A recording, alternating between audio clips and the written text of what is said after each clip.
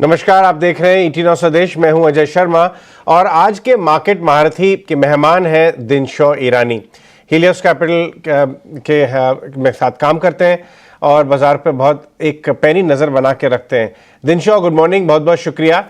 सबसे पहले एक तो ये बात करना चाहूँगा कि बाजार के ऊपर कितने सारे बड़े घने बादल मंडराते रहे, 3-4 बड़े ट्रिगर्स हो गए, मिडल ईस्ट में वॉर होती चली जा रही है, जियोपॉलिटिकल मामला सुधरा हुआ नहीं है, यूएस का डेटा वीक आया, जापान में अफरा तफरी हुई, लेकिन हमारा बाजार बहुत रेजिलिएंट अभी तक पेश आए हैं।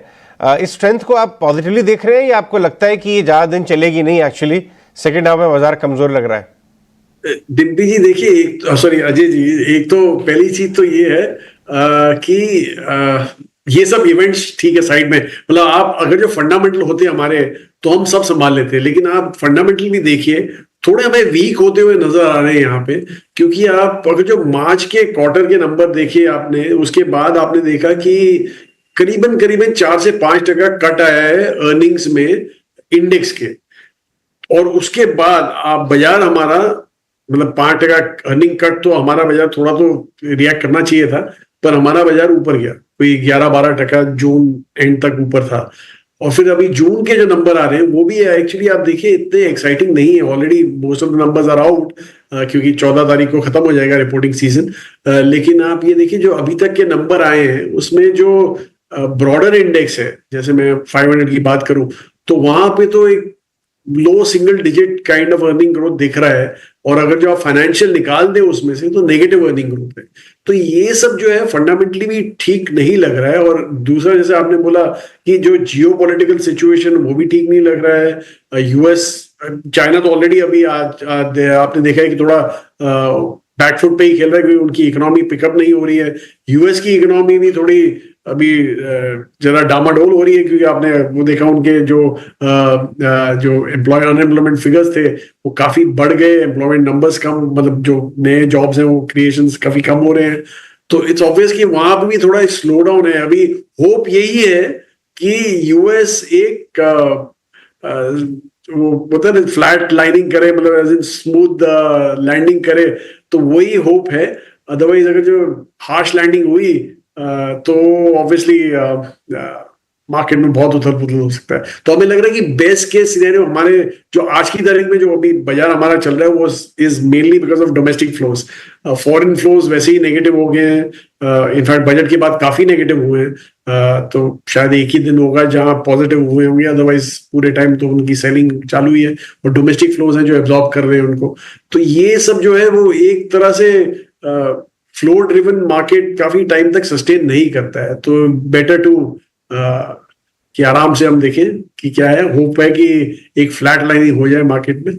सो चलिए दिनशॉ, मैं ये जानना चाहूंगा कि आपका जो पोर्टफोलियो है उसके अर्निंग्स कैसे आ रहे हैं अभी तक, और जो पोर्टफोलियो है आपका उसके जो अर्निंग्स हैं उसके अलावा मैनेजमेंट जो है आगे के लिए क्या कॉशियस साउंड कर रहे हैं इन जनरल या ऑप्टिमिस्टिक हैं, उसके बारे में बताएं। जी, एक्चुअली ये जो आपने पूछा वो बहुत ही बढ़िया सवाल था, क्योंकि हमारा एक्चुअली जो पोर्टफोलियो है वो काफी फाइनेंशियल हेवी है, और फाइनेंशियल्स के रिजल्ट्स तो काफी अच्छे आए हैं इस बार। इनफैक्ट जैसे मैंने बोला कि अगर जो आप वो निकालते हैं इंडेक्स में से तो इंडेक्स के रिजल्ट नेगेटिव हो जाते हैं। तो इसलिए हमारा जो ग्रोथ है वो काफी हद तक अच्छा ही आया है। उल्टा हमारे जो कंजम्पशन, जो हमारा डिस्क्रिशनरी कंजम्पशन है, वहां पे भी नंबर्स जो है अच्छे हैं। एक आध डिसअपॉइंटमेंट है वैसे, ऐसा नहीं है कि नहीं था, लेकिन फिर भी नंबर काफी as compare to the market काफी अच्छे नंबर थे। तो इसलिए हमारा जो पोर्टफोलियो का ग्रोथ है वो फिर भी अभी आज की तारीख में सस्टेन हो रहा है। और वो इसलिए है कि अजय जी हमने रेगुलरली यहाँ पे हमने ट्रिमिंग की है। इनफैक्ट बजट के पहले हमने काफी हमारे पीएसयूज कम कर दिए थे। उनके बाद हमने थोड़ा डिफेंस जो स्टॉक्स है वहां पे भी थोड़ी ट्रिमिंग की थी, क्योंकि हमें इतना बढ़िया एक्साइटिंग नहीं लगा था। तो इसलिए ये सब देख के हमें लग रहा है कि अभी एक वैल्यूएशन ही है जो आपको संभाल के रखना है, और इसीलिए we are always on the lookout for new ideas, क्योंकि नए आइडियाज ही है जहाँ पे आपको दिखेगा कि कुछ नया हो रहा है, कोई एक्साइटमेंट हो रही है, ग्रोथ वहां पे एक्सपेक्टेड है। तो इसलिए इंटरेस्टिंग कि आप नए आइडियाज थोड़ा बहुत देख रहे हैं, बट अदरवाइज आप बाजार पे कॉशियस हैं। कितना आपको ज्यादा कितना करेक्शन आपको दिखाई दे रहा है अगर हम देखें इस मार्केट में, अगर मान लीजिए ये ग्लोबल डर जो है आपके सच में हो जाते हैं, तो डाउनसाइड कहां तक की नजर आती है? जी एक्चुअली वो फॉर्चुनेट पार्ट है कि डाउनसाइड शायद हमें, जैसे मैंने बोला कि बेसिकली एक होप तो यही है कि एक फ्लैट लाइनिंग हो जाए, दैट बेस्ट केस सिनेरियो हमारा यही है।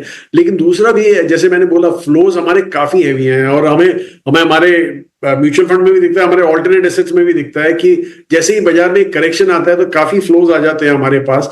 तो इसलिए हमें लग रहा है कि एक सपोर्ट सा बना हुआ है मार्केट में। ऐसा नहीं है कि gonna fall of the Cliff और समथिंग, क्योंकि फंडामेंटली इतना कुछ खराब नहीं हुआ है। इट्स जस्ट दैट कि एक सीजनैलिटी के हिसाब से आपको एक करेक्शन दिखेगा शायद, क्योंकि जून क्वार्टर के नंबर तो आ गए हैं और मुझे नहीं लगता कि सितंबर के भी इतने एक्साइटिंग नंबर्स होंगे। तो इसलिए एक सेंसिबिलिटी आनी चाहिए। बट बहरहाल एक time correction is the best case scenario that we playing with. और एक्चुअली अगर जो प्राइस करेक्शन भी होता है तो हमें इतना डीप नहीं दिखेगा शायद, लेकिन इंडेक्स में डीप ना दिखे, लेकिन स्टॉक स्पेसिफिक काफी मार पड़ सकती है करेक्शन के लेके। ये आज कुछ कंपनियां लिस्ट हुई हैं नई। क्या हो रहा है कि एक तरफ तो कंज्यूमर टेक टाइप की जो कंपनीज हैं वो प्रॉफिटेबल हो रही हैं और बहुत कॉन्शियस हो गई हैं। दूसरा नई ई कॉमर्स, अभी यूनिकॉमर्स, और फिर ये फर्स्ट क्राई भी एक बहुत बड़ा ब्रांड है बच्चों और माताओं जो ऑनलाइन खरीदती हैं, जो नए मिलेनियल मदर्स हैं। इस तरह की कंपनीज लिस्ट हो रही हैं। तो अब क्या हो रहा है कि कंज्यूमर टेक से थोड़ा डाइवर्सिफाई हो रहा है टेक्नोलॉजी बैक बिजनेस मॉडल्स। इसमें आपको रुचि है क्या? जी बिल्कुल है अजय जी। इनफैक्ट जो आपने बोला वो फर्स्ट क्राई, वहां तो खैर हम एंकर थे, पब्लिक इंफॉर्मेशन है, सो आई कैन डिक्लेयर दैट। तो वो तो हमारा हमें पसंद आया था, इसलिए हमने लिया था वहां पे। और जो दूसरा आपने बोला वो प्लेटफॉर्म कंपनी है, वो हमें हमेशा इंटरेस्ट रहता है उसमें। लेकिन बहरहाल जिस हमसे भाव खुले, शायद हमें एक बार फिर से देखना पड़ेगा कि क्या करना है यहाँ पे। सो उसके हिसाब से, अदरवाइज ऐसा सेट कि नए आइडिया ही जहाँ पे आपको एक्साइटमेंट दिखेगा और वही हमें देखते हैं। और जैसे मैंने बोला, हम तो प्लेटफॉर्म कंपनीज में हमारा तो बहुत ही रुचि रहती है, इसलिए हम तो काफी ऐसे आइडियाज देखते रहते हैं हमेशा। आपने जोमेटो में काफी शानदार काम किया था। इसके अलावा जो आपका एक डिफेंसिव स्टांस हो रहा है, इसके चलते आपने कंजम्पशन नेम कुछ बढ़ाए या ब्रॉडन किए वैरायटी, या फार्मा में आपने कुछ काम किया है? जी एक्चुअली अजय जी, हमें बैकफुट में खेलना आता ही नहीं वैसे भी, तो इसलिए हम काफी एग्रेसिव रहते हैं। तो इसलिए हमने कभी डिफेंसिव जैसा कभी सोचा नहीं है। और अगर जो आप सोच रहे हैं कि अगर क्योंकि एफएमसीजी जो है आज की तारीख में काफी लोग डिफेंसिव समझते हैं उसको, लेकिन हमें लगता है कि 70-80 पी पे अगर जो 10-11% ग्रोथ मिल रही है आपको, तो वो बिल्कुल डिफेंसिव नहीं है। आप ऑलरेडी काफी प्राइस इन करके बैठे हुए हैं, इसलिए हमने कभी ऐसा उधर मूव करने का सोचा नहीं है। बहरहाल हमने थोड़ा कैश रेज किया था, वो कैश हम बड़ा सिलेक्टिवली डिप्लॉय करने वाले हैं। हमें नहीं लगता कि हम ज्यादा कैश रेज करेंगे unless something globally happens, untoward happens. Otherwise तो हमें लग नहीं रहा कि हम ज्यादा कैश रेज करेंगे यहाँ से, और शायद डिप्लॉय करना भी देखें थोड़ा थोड़ा आस्ते करके। लेकिन ऑब्वियसली जैसे मैंने बोला कि एक तो व्हाट हम जो देखते हैं वो ये होता है कि आपको एक ग्रोथ दिखनी चाहिए आपके स्टॉक में, but at a value. So it should both can't be of whack. So इसलिए हमें काफी सिलेक्टिवली यहाँ पे इन्वेस्ट करना है। राइट। चलिए फाइनेंशियल्स की एक बात कर लेते हैं कि एक तरफ तो बैंक्स डिपॉजिट के मैटर से बहुत ज़्यादा परेशान हैं, क्योंकि डिपॉजिट ग्रोथ हो ही नहीं रही है। क्रेडिट ग्रोथ भी 12-13% के आसपास आ गई है। दूसरी तरफ जो अनसिक्योर्ड लेंडर्स हैं, जो mid tier micro finance companies, कुछ माइक्रो फाइनेंस M&A भी हो रहा है। आपको बॉटम ऑफ द साइकिल क्या नजर आता है इस समय फुल फाइनेंशियल्स में, और या फिर नॉन लेंडिंग फाइनेंशियल्स भी, जैसे इंश्योरेंस वगैरह? जी एक्चुअली आपने ये आइडेंटिफाई जो किया है वो बहुत ही बढ़िया किया है कि नॉन लेंडिंग जो है वही जो सर्विसेज वाले हैं ज्यादा, वहां पे हमें ज्यादा एक्साइटिंग दिख रहा है। बहरहाल हमने जैसे पहले भी बोला, बैंक्स में हमारा वैसे भी काफी एक्सपोजर है ऑलरेडी। एनबीएफसीज में बहुत लिमिटेड है हमारा, और ऑब्वियसली सर्विसेज में हमारा बहुत ज्यादा है। तो आप अगर जो हमारा फाइनेंशियल सर्विसेज फंड देखें और जो जुलाई के नंबर देखें उनमें, तो आप देखेंगे काफी स्मॉल कैप आइडियाज हैं वहां पे हमारे पास, which have done very well for us. तो इसलिए हमें लगता है कि यही एक वे फॉरवर्ड है। और बैंकिंग का तो actually Ajay ji no brainer है, क्योंकि जैसे ही ये लिक्विडिटी मार्केट में वापस इन्फ्यूज करना चालू करेंगे हमारे सेंट्रल बैंक, तो हमें यही दिखेगा कि आपके जो डिपॉजिट ग्रोथ जो आज की तारीख में काफी कंस्ट्रेंड है, क्योंकि सारे बैंक्स आर वेरी कॉन्शियस कि किस प्राइस पे वो डिपॉजिट ग्रो करना चाहते हैं। That is a good part actually. तो वो they become very open handed, क्योंकि आपको फिर इजी कैश दिख रहा है। एंड ऑब्वियसली लेंडिंग तो इंडिया में जो बोरोइंग है वो तो ऑब्वियसली काफी एक्साइटमेंट है यहाँ पे, क्योंकि आपकी इकोनॉमी ग्रो होंगी तो ऑब्वियसली बोरिंग भी बढ़ेगी, तो वो और कंजम्पशन फाइनेंस बढ़ेगा। तो इसलिए ये सब आपको ध्यान में रखना है फॉर द फ्यूचर। बट आज की तारीख में हमें लग रहा है कि सर्विसेज में ज्यादा ग्रोथ आपको दिखेगा, and specially market related players वगैरह जो है वो तो ऑब्वियसली काफी अच्छा करने वाले हैं। एक आखिरी सवाल, केमिकल्स में बड़ा इंटरेस्टिंग दिखाई दे रहा है कुछ आपके शारदा क्रॉपकेम, धानुका, कुछ कंपनीज जो एग्रोकेम टाइप की हैं बड़े अच्छे रिजल्ट्स ला रही हैं और 18-20% ग्रोथ की बात करती हैं। वहीं पे कुछ सेक्टर लीडर्स हैं, आरती जैसे, जो आज 12-15% नीचे है, वो कह रहे हैं कि एबिटा में थोड़ा सा विजिबिलिटी कम नजर आ रही है। केमिकल्स में क्या अर्ली साइंस दिख रहे हैं आपको? 3-4 साल की मंदी क्या यहां से रिवर्स हो सकती है?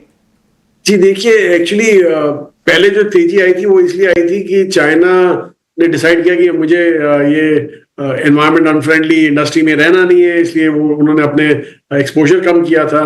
तो ऑलरेडी अभी आपने जैसे मैंने बोला कि चाइना डोमेस्टिक जो ग्रोथ है वो एक कंस्ट्रेंट हो रहा है वहां पे, तो उनको only way they can grow is exports. और दीज आर, ये जो है जैसे केमिकल इंडस्ट्री हो गई, मेटल हो गया, ये उनके लिए तो बहुत ही लो लाइंग फ्रूट्स है। तो वो तो माहिर है काम में कि आप अपना भाव काट के आप इंटरनेशनल मार्केट में बेचो। तो हमें नहीं लगता कि ये जो आपको जो रिसेंट जो अपटिक दिखा था केमिकल्स में वो दिखेगा। एनीवे इन्वेंट्री काफी डिप्लीट हो गई थी, तो इन्वेंट्री रिफर्बिशमेंट भी हुआ है, तो उसके चलते भी थोड़ा ग्रोथ दिखा है। लेकिन आगे चल के हमें नहीं लगता कि यहाँ पे ज्यादा ग्रोथ है। राइट, ऑल राइट दिनशॉ, बहुत बहुत शुक्रिया आज हमसे बात करने के लिए। फुली इन्वेस्टेड, नए आइडियाज की खोज जारी, लेकिन थोड़ा सा क्रीज के अंदर रह के खेलने के मूड में दिनशॉ ईरानी नजर आ रहे हैं। इसी के साथ मार्केट महारथी सेगमेंट की समाप्ति, लेकिन कविता एक्शन को आगे लेके जाएंगे।